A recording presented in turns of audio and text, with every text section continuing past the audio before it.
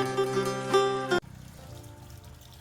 บายดีสบายดีสวัสดีเลยทุกคนวันนี้ไม่อยู่กับสองน้องออนตาเราใส่เนาะมือยังอ่อนจะพาทุกคนมาเผามักคลามเนาะเดี๋ยวซุปเผามักคลามกับเราจะเสียบอยู่ไรทุกคนเนาะวันนี้พาทุกคนเผามักคลามเลย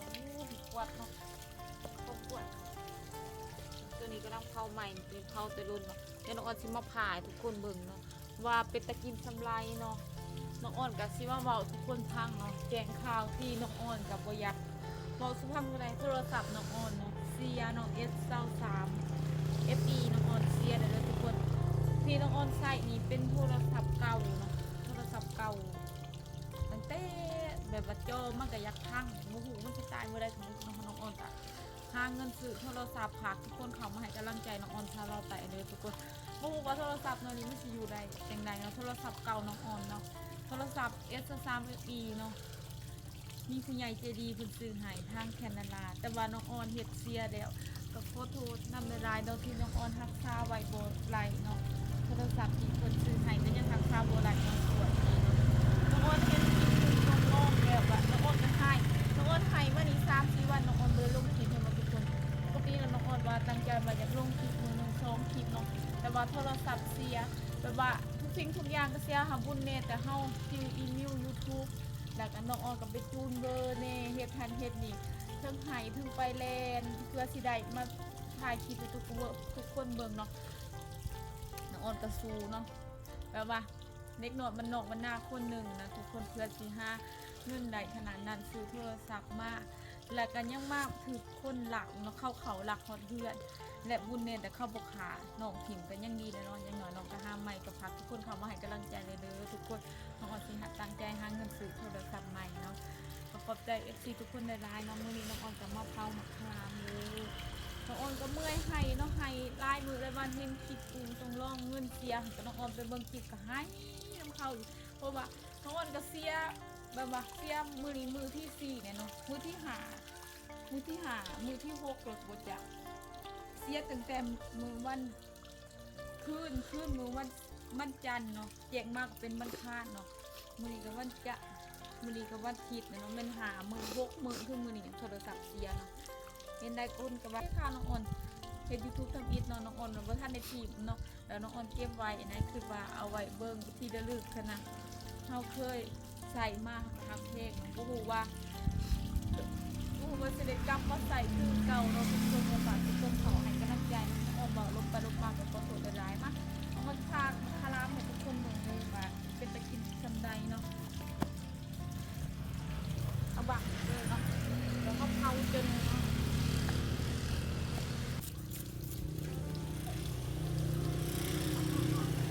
โซนเนาะอากาศก็หนาวๆเนาะกับตากพิงแดดเลยเนาะ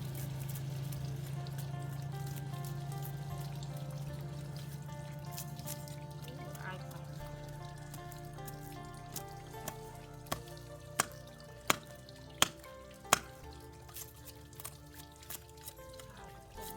เป็นตะกินอากาศหนาวๆสิเขาใหม่เนาะตกเนาะพันเดือน4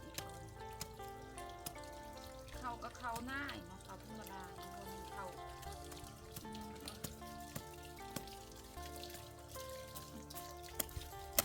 ข้าออกลายเพราะว่ามันเด็กมา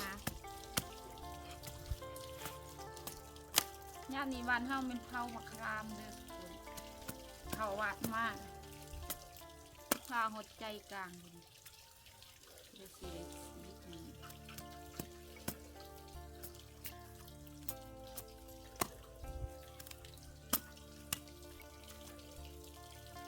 แดดก็ฮอดเนาะทุกคนสวยเด้น้องอ่อนกับค่าโทรศัพท์เสียมากจิตตกเลยนอนกับบ่รับเนาะเป็นที่คนวิญญาณออกนี่มันก็เสียใจแห้งเนาะไปเบิ่งคลิปมูกันเห็นคลิปกุ้งต้องร้องเครื่องเสียก็ให้น้ำเขาเบิ่งคลิปเขาก็ให้พวกขี้รักค่ะนะไปหาเห็ดเวียกเห็ดงานเถอะจะซื้อมาจอบหลักของคนอื่นเถอะพวกหาเงินเพื่อสิได้เงินมาซื้อมันคงง่ายเนาะนี่ทุกคนคิดว่างามโอ้จะเสร็จเลยนะ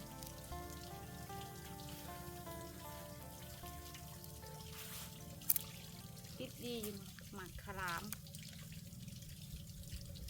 ไม้ห้าเอาน้ำไม้อันไหนก็ได้เลยทุกคนน้ำไม้เลี้ยงนกน้ำไม้ทั้งวันน้องอ่อนบอกน้ำไม้เลี้ยงนกกับน้ำไม้ไผ่น้ำไม้ไผ่บ้าน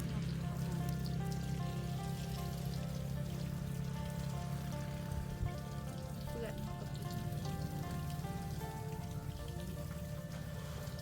ทุกคนทุกคน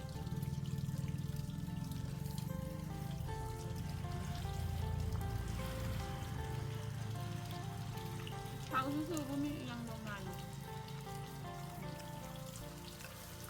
งามเป็นงามนะทุกคนไม่ให้พาบางที่ลองนะ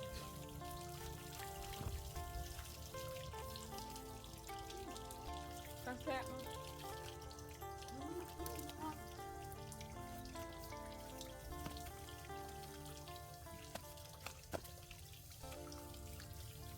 มันบางที่ลองมันยังมีไผ่เผามาจะจังหัว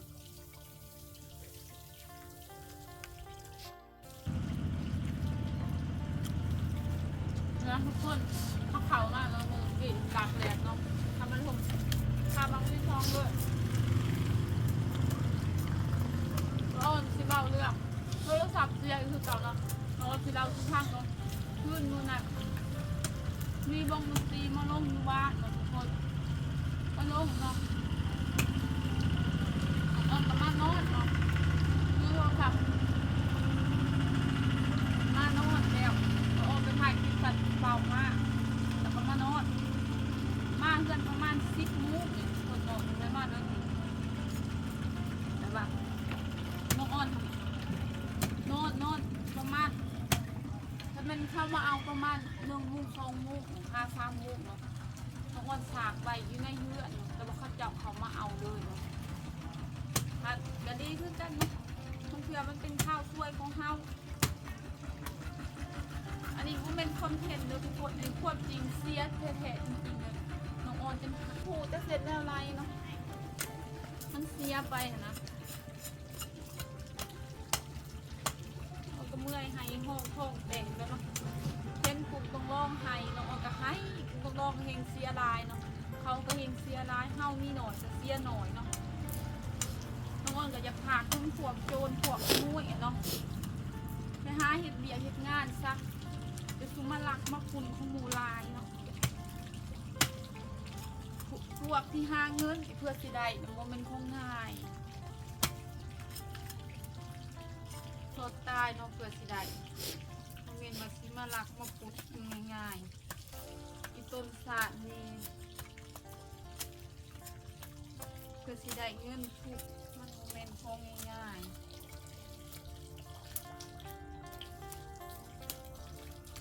ไห้จนมีมองสิไห้เลยเมื่อแรงถากทุกคนเขาวนได้ตัวเป็นมาออนได้ตัวแรง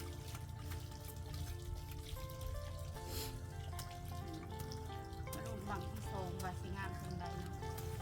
เขามาคลามมาว่าเราก็อยากไห้เลยทุกคนก็อยากให้ไปนำเนาะเราเดินโทรศัพท์วางสติอยู่หอดเนาะติดเนาะ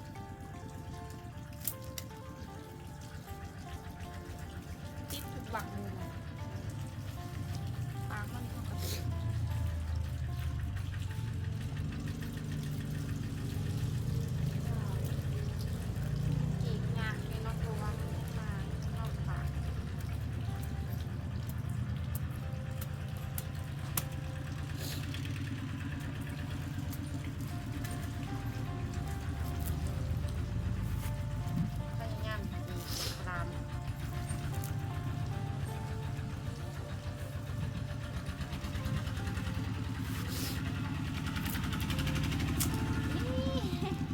มาเดี๋ยวมันหัก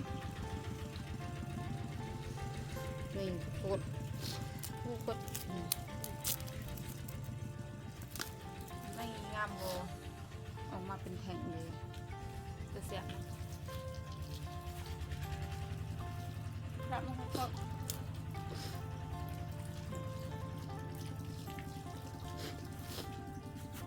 ขอบใจทุกคนละลายเลยขับมา โหมาก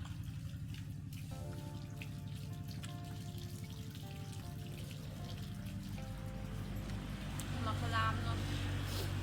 อาการน้ำแล้วยังจะทำกำลังเข้ามักคลามเนาะ